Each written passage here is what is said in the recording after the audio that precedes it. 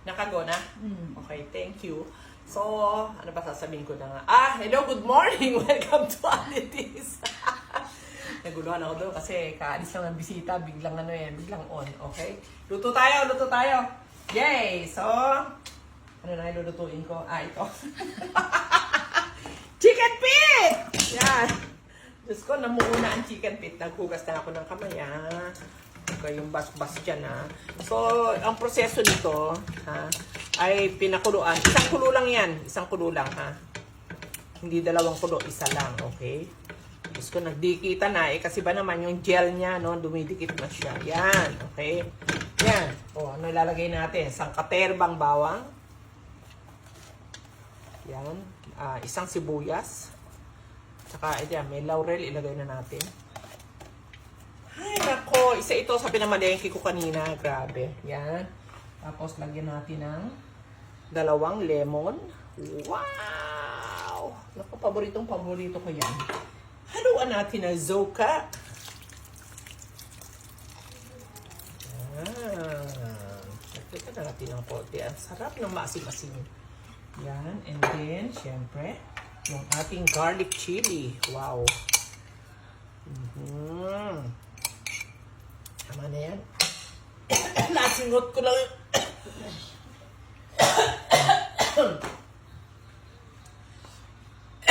Okay, lagyan natin ang asin. Yan, okay na yan. Hugas kamay, wait lang. And then, asan ang hot water mo sa lipa? Yan. And then, akin na yung atsuete.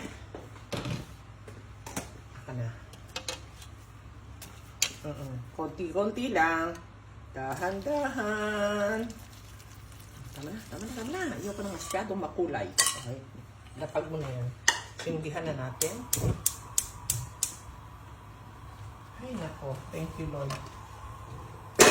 Napakasarap ng chicken feet. Natural collagen. Yan. Tamang sabaw lang ulit. Tamang sabaw. Yan ang tamang sabaw para sa akin. Pag nasilip ko na, ayan na, yung sauce niya. Pakita mo. Yan. Ayan na yung sauce niya. Yan. Okay. Yan na yan. Okay. So, ganun lang. Tapos tatakpan natin. So, dapat takip na sa labas pa. Okay. Back to me muna. So, ang nakikita kong option dito na pang-asim, isang nakita ko parang ang sarap ng kamyas. At saka parang ang sarap ng may kamatis, sorry. Pero, 100 ang kilo, kaya, hindi muna. Out muna yung kamatis. Ganun naman di ba? Diskarte lang. So, suka, okay lang. Yan na lang muna.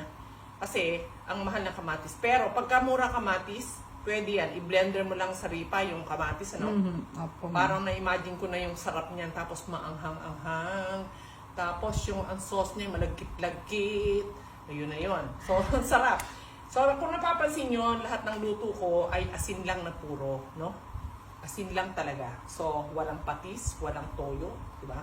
Walang oyster sauce, walang mga dilata, walang mga dibote na mga ingredients o mga yun. Kasi para sa akin, ko na lang inflammatory out po yan, para sa akin yung mga ganun. So, okay na. Asin lang at wala nang iba. Asin, asin, asin. Forever asin. Okay? Yan lang. So, basta mindful tayo, alam natin. At yun naman, para dun sa mga may health issues. Nako, alam nyo ba? Nako, lalo na yung mga diabetic na yan. Nako, ingat po kayo. Ingat po dahil yan yung napakasela na ang bilis mag-spike ng sugar. Oo, kakatakot kaya na biglang mag-spike na naman yan. So, ingat. So, forever tayong strict low carb. Strict and clean na pag-low carb. Talagang please, talagang doon lang tayo sa safe list, mga diabetic, Doon lang at wala nang iba. Hindi na talaga tayo pwedeng lumipat sa caution and danger. That's dangerous, okay? So, yun. Asin lang at strict pa rin ang ating pag-low carb, okay? So, iintayin natin ngayon ito na maging malambot at yun na yung ipapakita ko sa inyo, okay? Thank you! Pinatay ko na rin ang apoy. Ay, nako, Diyos ko po. Mukhang napakasarap. Final tikim. Wow, ang lapot ng sauce, oh. Ang lapot, oh. Sorry pa.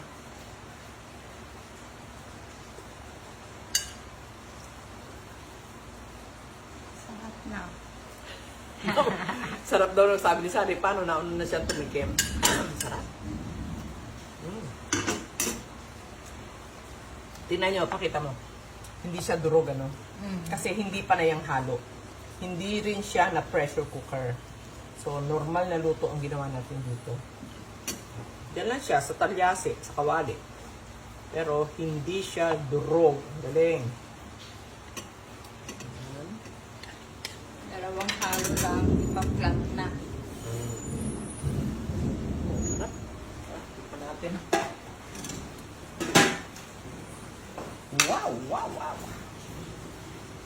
Yung sauce pa lang kasi napakasarap na. Ang ganda ng kulay. Yan lang gusto kong kulay. Yung light lang na ganyan. Light lang ng atsueting natural.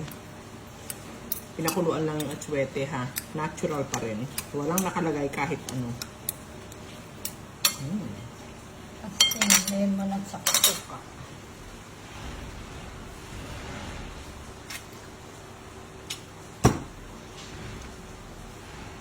Tumatango pa si Sari. Kasi natikman mo na, di ba? Sarap. Pagnaon. Alam mo yung ano, yung blending ng perfect, eh. Nakakatuwa. Alam mo yung isang hagis lang natin ng mga sangkap. Thank you, Lord. Talaga, perfect yung lasa niya. Blending ng suka at saka yung lemon. Sari, tinan mo noon, dalawang lemon at saka suka. Wala pang Tapos, kamatis yan. Oo, pati yung lasa ng ano, ng asin. Banayad na banayad. Tapos pati anghang, saripan. Sarap. Pati anghang, banayad din. Perfect. Perfect talaga. Grabe. 150 lang ang kilo. Ang dami, oh. Pakita mo. 3 kilo yan. Ang tatlo lang po yan. Ano? 3 lang yan. Yan, ang dami, di ba? Kala ko 5 kilo. 3 lang. 450. Pero tingnan mo naman kung gaano.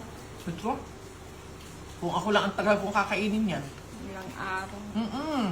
Yung mga anak ko, yung paborito nila yan. Yun ang aking kabagang Pepsi Sidekick. Gino at saka si Kuya Joe. Hindi mahilig si Sidekick dyan.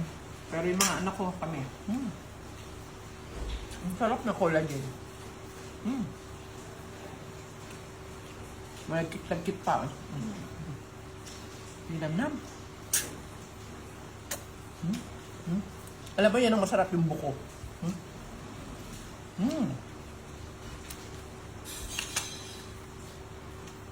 Parang ano na siya sa max ya. Feeling to the bones. Ang lambot.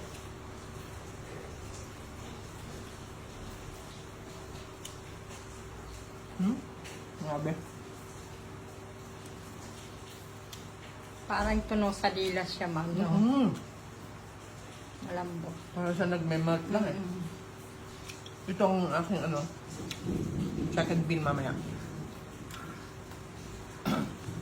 2:30 PM nang kami matapos ni Saring magluto. Yung mga pinabalik ko kaninang umaga.